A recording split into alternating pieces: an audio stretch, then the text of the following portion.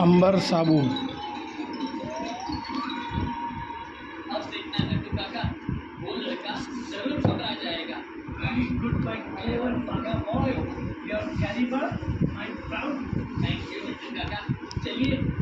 Price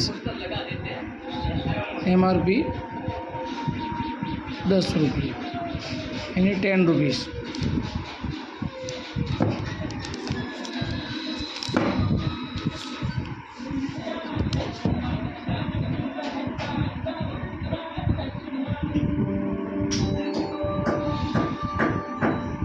okay,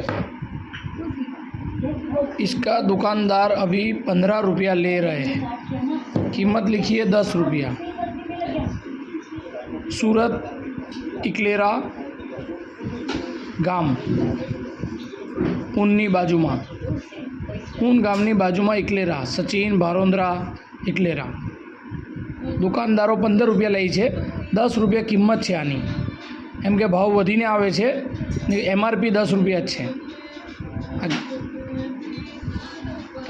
સદંતર ગ્રાહકોને લૂંટવાની કોશિશ ચાલુ છે। ગ્રાહક સુરક્ષાને નમ્ર અપીલ અને નમ્ર વિનંતી કે આ લોકોના ઉપર કડક ને કડક કાર્યવાહી કરવામાં આવે।